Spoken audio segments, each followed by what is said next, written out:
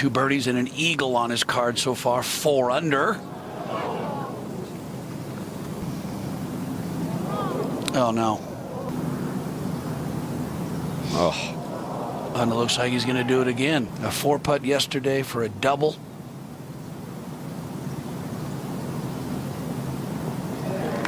And a 4-putt again today. At Augusta in 2011, Rory McIlroy's dream round turned into a nightmare that haunted him for years. Fame, pressure, and self-doubt consumed golf's golden boy. This is the story of how success nearly broke him before it built him. Rory McIlroy turned professional on September 18, 2007, at age 18. He signed with International Sports Management and made his debut the following day at the Quindirect British Masters, finishing tied for second. 1 week later, McIlroy finished third at the Alfred Dunhill Links Championship. He secured his European Tour card by finishing tied for fourth at the Open de Madrid Valle Romano, becoming the youngest affiliate member in European Tour history to earn a tour card. The expectations were crushing from the start. McIlroy had reached number 1 in the World Amateur Golf Ranking as a 17-year-old in 2007. At the 2007 Open Championship at Carnoustie, he shot a bogey-free opening round of 3 under par 68 and finished tied for second, winning the silver medal as low amateur. The golf world had found its next Tiger Woods. His 2008 season brought more pressure without victories. On September 7, 2008, McIlroy took a 4-stroke lead into the final round of the Omega European Masters in Switzerland, but lost in a playoff to Jean-François Luquin. The pattern of collapsing with leads had begun. He earned €277,255 in his first professional season and finished 95th on the Order of Merit list. McIlroy won his first European Tour event at the Dubai Desert Classic in 2009. His first PGA Tour victory came at the Quail Hollow Championship in 2010. By 2010, he had climbed to 7th in the official World Golf Rankings and recorded 9 top 10 finishes on the European Tour. He played a key role for Europe at the Ryder Cup. The sport's brightest young star seemed destined for immediate major championship glory. Then came Augusta National in 2011. McIlroy opened with a bogey-free 7 under 65, the first time he had shot in the 60s at the Masters. He pulled ahead from Spanish co-leader Alvaro Quiros with a second-round 69, taking a 2-shot cushion over Jason Day. Tiger Woods trailed by 3 strokes and appeared to be mounting a comeback. McIlroy looked perfectly comfortable with a target on his back. After 3 rounds, McIlroy held a 4-stroke lead at 12 under par. He had carded a steady 2 under par 70 on Saturday, and his nearest challengers could not gain ground. Day shot 72 and was 4 behind. Angel Cabrera stormed into second place with a 67. Woods struggled to a 74 after his Friday 66.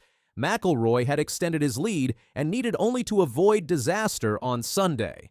The final round started poorly. McIlroy bogeyed the first hole and still led by 1 at the turn after shooting 37 on the front 9.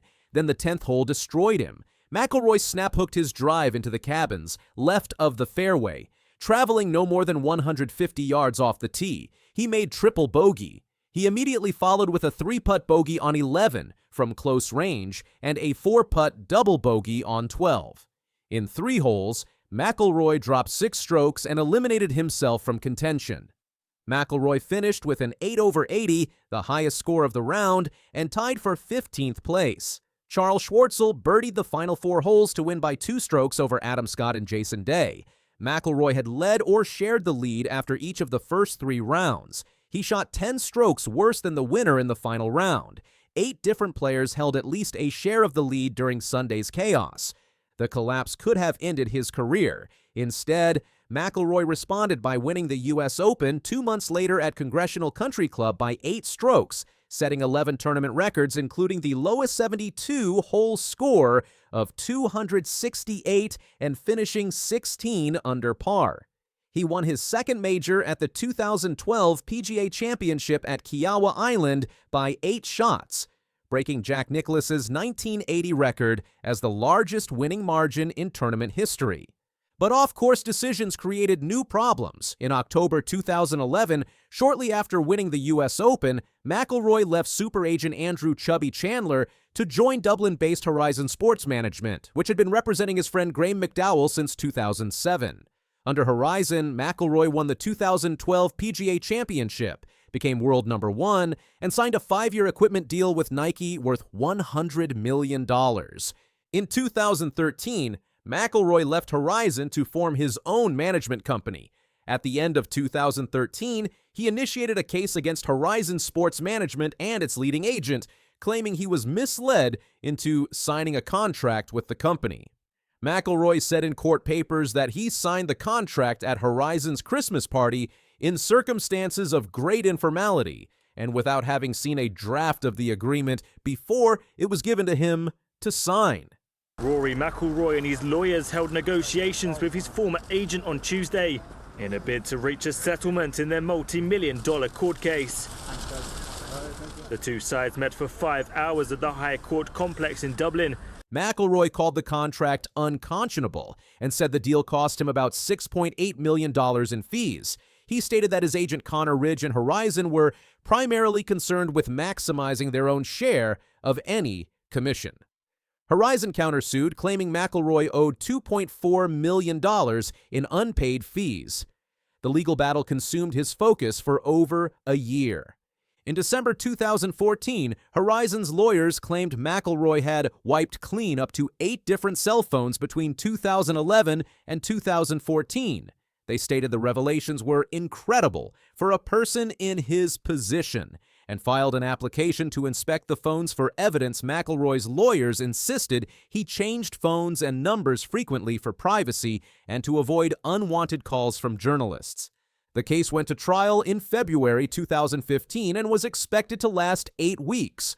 After 3 adjournments and about 10 hours of talks, both sides reached a settlement on the second day. The legal dispute between Rory McIlroy and Horizon Sports Management has been settled to the satisfaction of both parties who wish each other well for the future, both sides said in a joint statement.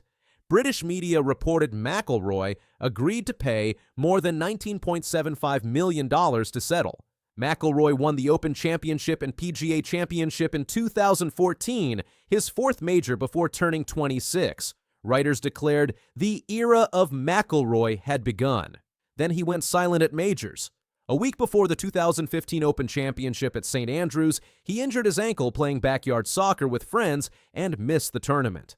His opportunities at the career Grand Slam slipped away one by one.